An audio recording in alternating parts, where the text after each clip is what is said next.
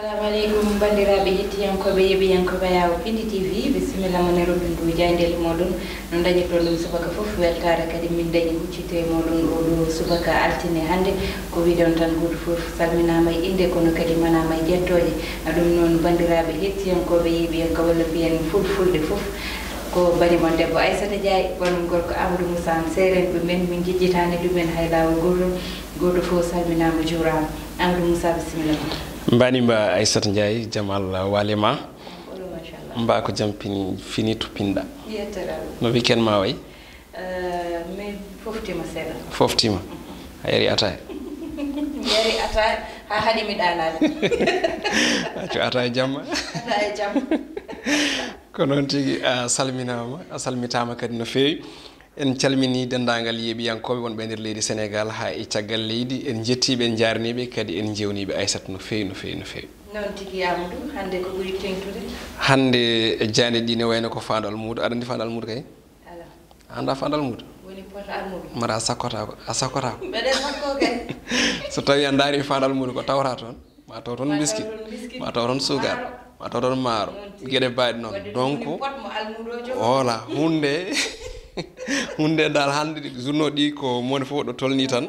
ne wayno ko ɗon mara to goto fof to waɗi sentir tan ko ɗo ɓuuri moƴƴude mum ne wayno ko ɗon yaltiri wadde fof nani hen tigui wadde udditta damal ngal hande ko quotidien le quotidien nden ɗon jayde arti ko e jangre ɗum ɗon noon ko kaldigal hakkude laamu ngu e gomo witengu G7 ɓe ganduɗa kam tambi kala ko yewti ko e hujjikkinantoɓe jangguinoɓe leydi men Sénégal kono tan en wayno kaldigal dañama kono kam pamodiral heɓaka hen saabi noon jayde wi ko Cheikh nappa décanté la situation manam tan kanko Cheikh Kanté tawi noon kanko tigui joɗanno laamu ngu e ko yewti on ɗon fannu o heɓani tigui hebde masalaha e on ɗon fannu wondude noon jayde ni sifo wonde ɓe ganduɗa ko syndicat ɗi so renaki tan faya kadi ko e plan d' action kesso ene tawe e hello ɗiɗi e jandi witende quotidien le quotidien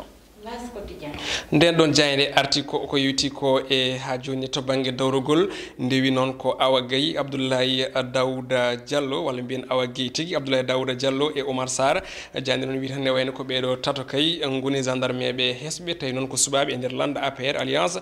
pour la république konguɗi jokkitiɗe noon e on ɗon fannu ne tawe e hello tati e jandi witende las quotidien direct news ene wayno ko jayde ganduɗa nde tigui ko jayde nde keɓɗen ko ɓoyani tawi noon nde ala tigui e plateforme men saabi noon en mbawata ha joni koni mbawata hen waɗirde ɗum ɗum ɗon noon ari ko yewti ko e anniversaire mo ganduɗa ko kay woni siftorede ko yewti ko e jaltugol aduna biteɗo Mamadou Dia jayde noon ene sifo kay ko yewti ko hol gonol Mamadou Dia ko noonne kadi hol kay saaha gonaɗe oɗo saaha ndewi noon ko hay lawol gotol o inniraka ko noonne kadi hay bedda goto ene wayno wambani inde makko noon kadi hay école ɗo e Sénégal inniraka Mamadou Dia kono ɗum ko noon jayndeni sifo e gueɗe ɓennoɗe nden holtam noon wonde kanko Mamadou Dia o meeɗa tigui etade wadde ko yutti ko e coup d'état tawi noon ko yidde wonde kay heptude laamu e juuɗe Senghor ɗum ɗon noon haali ɗum ko biteɗo général Alfred Diallo ko noon kadi konguɗi ɗi ganduɗa ɗi ko mantiniɗi tawi ko cuddiɗo makko biteɗo Houlimata Ba ina tawe e nder nden ɗon jayde kono ɗum ko noon jayde en arta hen ko ɓuuri yajde kono kadi ene sifo wonde ko mawɗo leydi ndi Macky Sall honno yi omo ganduɗa ko Mamadou Dia ɗum ko caggal nde o innirimo building administratif noddirteɗo Mamadou Dia e oɗo saaha kono kadi ɗum foy wade noon jande direct news nde holliti wonde tan ko kanko tigui goto e bamum hono jeytare leydi men Sénégal o saaha koko yejjita tawi yejjitimo ko gendi makko jayde groupe Futurs Médias kañum ari koye gulali kewɗi dewnoɗo ɗo henna ko yewti ko alhaali hono scandale e nder Petrotim ɗum ɗon noon jayde wi tan waɗi ko los koko yewti ko e Alioune Sall mo ganduɗa kam tigui woni principal tumaɗe ko yewti ko e on ɗon fannu oɗo saaha noon jayde wi tan koko yiya ko walla ko soyna ko so renaki faya koko yewti ko e non lieu manam tan wasdemo tigui tumede e on ɗon fannu manam wiyede wonde provadi wanam tan aseɗantagal ngal ɗon ne wayno laaɓani kono kadi oɗo saaha gulali lukali kay ene wayno kotani ko biteɗo Abdoul Mbaye gonnoɗo jagorɗo kalfi e hoore jagorɗo leydi men Sénégal ko noon kadi e Mamadou Lamine Diallo e wondiɓe muɗum tawi noon ko wannoɓe plainte fewde on ɗon biteɗo Alioune Sall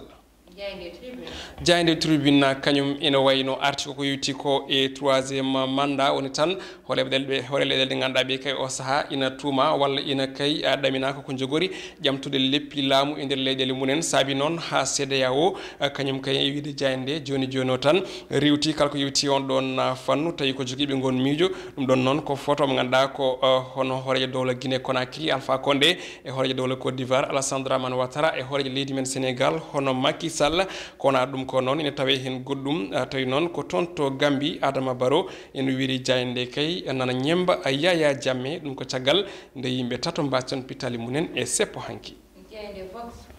nden ɗon ene wayno ari koye bundi toon to leydi Gambie ko yewti ko kay e manifestation ngam wiide Adama Barrow timmini ko hurino woni duuɓi tati ɗum noon jandi wi tan ko Barrow kañum tigui ene wayno o waɗi massacré manam tan wari ɓeɓe ganduɗa ɓe ko noddirteɓe les strieurs manam les strieurs jotna woni tan duuɓi tati ɗi jondi walla yonti ɗum ɗon noon holitamonde ko yimɓe tato mbasi pitali munen toon to Banjul wuro lamorgo dowla Gambie tawi noon koye manifestation anti wahet no wiiri jayde holtam noon wonde kadi ko yimɓe hewɓe e keeɓi hen barmude ko noon kadi hewɓe jaggama hen wondude e jaydiyankoɓe e radio ji ɗiɗi guddama e oɗo saa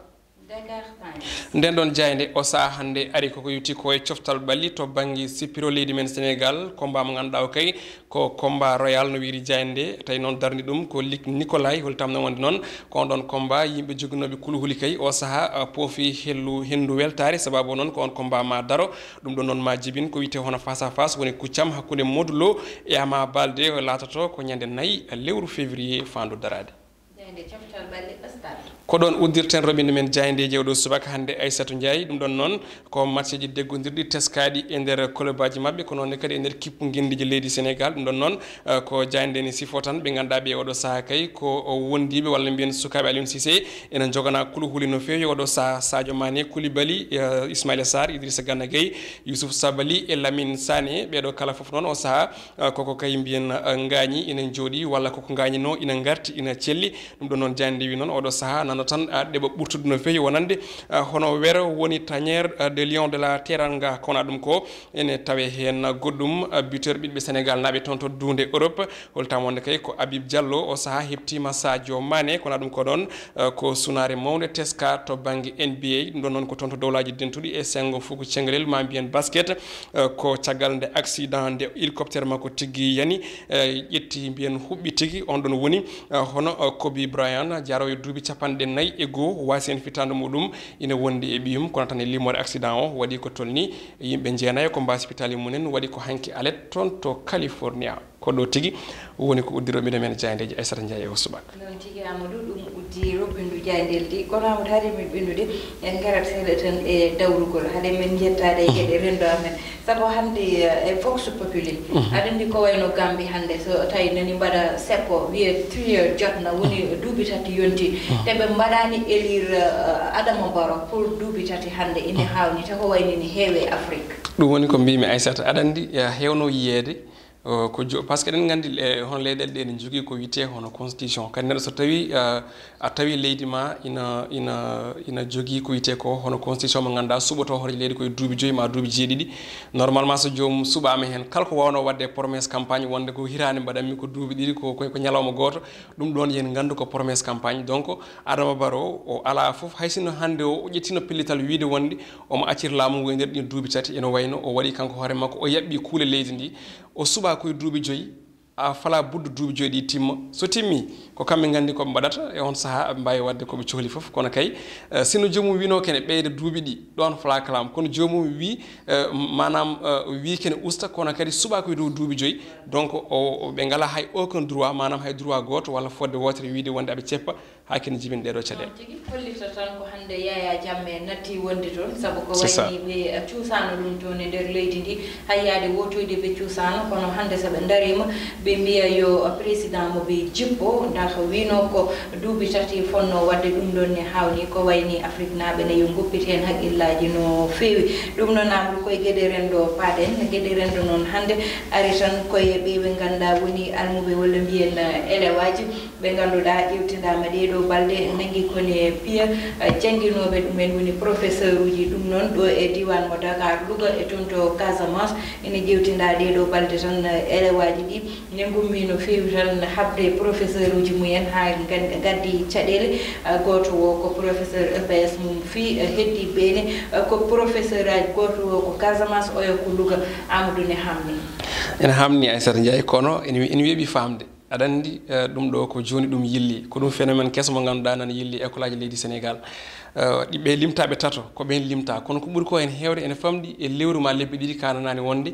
ko wiyete altercation manam hono pelɓodiral jooli hakkude élève ene wonde hono ko wiyete enseignant muɗum ɗum ɗo noon Aissata ene weeɓi famde